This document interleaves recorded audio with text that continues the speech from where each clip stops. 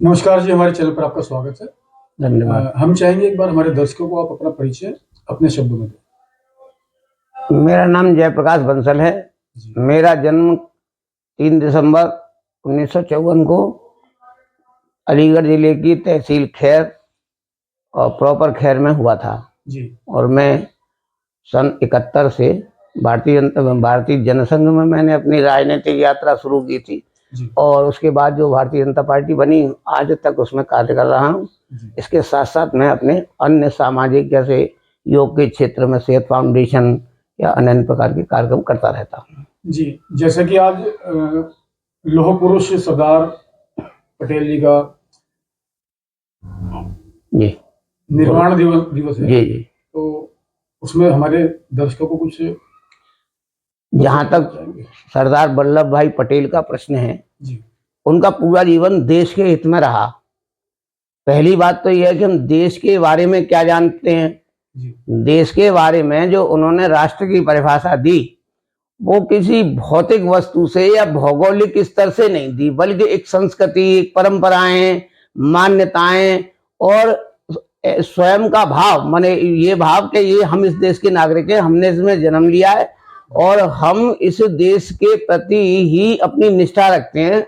अपना जीवन, अपने कर्म, हित अहित सबका निर्णय उन्होंने देश के हित में सोच करके लिया। और जब देश का बंटवारा हुआ तो माननीय सरदार वल्लभ भाई पटेल ने उस समय की जो स्थिति, एक दो विचारधाराओं में देश बट गया था। एक तो ये था कि हम जितने भी लोग हैं, जितने भी लोग भारत में रहते हैं, सभी का ये भारतवर्ष है।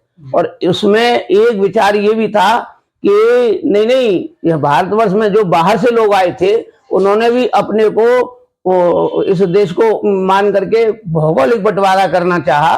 तो इस भौगोलिक बंटवारे का सरदार वल्लभ भाई पटेल ने विरोध किया और राष्ट्रीयता का पाठ पढ़ाया। थोड़ा सा अगर विभाजन के चक्र में आप जानना चाहेंगे तो मैं ये बताना चाहता हूं कि 4 जून 1946 को अंग्रेजों ने एक प्रस्ताव पास किया और उस प्रस्ताव में उन्होंने कहा कि इस्लाम अलग राष्ट्र रहेगा और हिंदुस्तान एक अलग राष्ट्र रहेगा।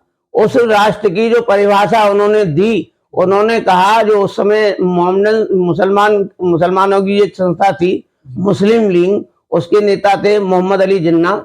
उन्होंने कहा कि जी हमारी संस्कृति अलग है, हमारा धर्म अलग है, हमारी परंपराएं अलग है, हमारी मान्यताएं अलग है और हम इसके आधार पर भारतवर्ष में हिंदुओं के साथ नहीं रह सकते। इसलिए हमारे जनसंख्या के प्रतिशत के हिसाब से हमें अलग राष्ट्र दिया जाए, हमारी अलग भौगोलिक स्थिति कायम की जाए। और उस समय जो एक करो मरो का आंदोलन मुस्लिम लीग ने चलाया, उसमें लगभग 10 लाख लोगों का कत्लेआम हुआ और नेहरू जी ने इस बात को स्वीकार करते हुए देश का बंटवारा स्वीकार किया, जिस बंटवारे का विरोध सरदार वल्लभ भाई पटेल ने किया था। ये तो महाराष्ट्र, भारत एक बड़ा राष्ट्र था। देश आज की पीढ़ी के लिए ये है कि हम भारत भूमि की वास्तविकता को समझें। जो अन्य धर्म भारतवर्ष में आए वो यहाँ पैदा हुए धर्म नहीं है, और जो धर्म भारतवर्ष में पैदा हुए हैं, जैसे जैन संप्रदाय है, बौद्ध संप्रदाय है और अन्य लिंगायत हैं, अन्य जितने भी धर्म है जिनका उदय भारत की भूमि में ही हुआ है, वह सब भारत माता के पुत्र हैं और हम सबको एक धर्मनिरपेक्षता के नाम पर उनको स्वीकार करते हैं। लेकिन जो भारत की मान्यताओं में, परंपराओं में, संस्कृति में और भारत की भूमि को अपनी मात मानने में विश्वास नहीं रखते हैं, हम उनका विरोध करते हैं। और हम अगर इस देश को बचाना चाहते हैं तो उस देश की जो परंपराएं हैं, संस्कृति है, हमारी धार्मिक मान्यताएं, हमारे पवित्र स्थल है, हमारी पवित्र नदियां हैं, हमारे पवित्र मंदिर हैं, हमारे पवित्र पर्वत हैं, माने भारत भूमि के कण कण में जो भी व्याप्त है, भारत भूमि के कण कण में जो भी व्याप्त है, हम सबको नमन करते हैं, हम सबके प्रति श्रद्धा रखते हैं।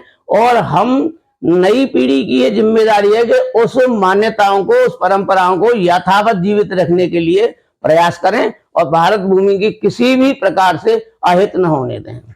आपने हमारे चैनल पर समय दिया, आपका बहुत बहुत धन्यवाद। बहुत बहुत धन्यवाद। पाकिस्तान का हिस्सा और बांग्लादेश का, पाकिस्तान का हिस्सा और बांग्लादेश का हिस्सा जो कि उन्हें उस समय जो उनकी जनसंख्या थी 22% थी, और 22% में उन्होंने 30% भूभाग हमसे ले लिया। और उसके पश्चात जब ज्यादा मारकाट शुरू हुई तो एक लियाकत अली समझौता हुआ हमारी भारत सरकार के साथ। उसमें यह तय हुआ था कि जो जहां रह रहा है, जो चाहे हिंदू पाकिस्तान में रह रहा है, चाहे मुसलमान हिंदुस्तान में रह रहा है, वहां की सरकारें उन जातियों की भी, उन धर्मावलंबियों की भी सुरक्षा करेंगी। लेकिन हमने तो सुरक्षा की, हमने तो उन्हें बहुत सारे अधिकार दिए, लेकिन जो हमारी जाति के, हमारे धर्म के लोग, वो अपने ही देश में, तब तो पाकिस्तान हिंदुस्तान का ही पार्ट था, बांग्लादेश हिंदुस्तान का ही पार्ट था, तो वो जो वहां रह गए उनके साथ न्याय नहीं कर रहे और उनके साथ विधर्मी जैसा मतलब विधर्मी जैसा व्यवहार कर रहे हैं और उनको मार काट। तो वर्तमान में केंद्र सरकार कुछ कार्रवाई कर सकती है? केंद्र सरकार को मेरा निजी मत यह है कि केंद्र सरकार, मांग है बल्कि निजी मत नहीं है, मांग है कि केंद्र सरकार ने जिस प्रकार पाकिस्तान में, पूर्वी पाकिस्तान जो आज बांग्लादेश है, उस बांग्लादेश में जब सन 71 में पाकिस्तान की सेना ने कहर ढाया था और उस अत्याचार को बदला लेने के लिए या अत्याचार को रोकने के लिए भारत की सरकार ने जिस प्रकार अपनी सेनाएं भेज करके उनकी सुरक्षा की थी और उनके अधिकारों की रक्षा की, उनके जान माल की रक्षा की, शेख मुजीबुर रहमान को मुक्त कराया, तो अब जो हमारे ऊपर, जो हिंदुओं के ऊपर जो अत्याचार हो रहा है, उनके लिए भी हमारी सरकार सेना भेजे और उसी प्रकार मुक्ति आंदोलन चलाए जिस प्रकार उन्होंने 1971 में बांग्लादेशियों की मुक्ति के लिए चलाया था। बहुत बहुत धन्यवाद आपका। बहुत बहुत धन्यवाद।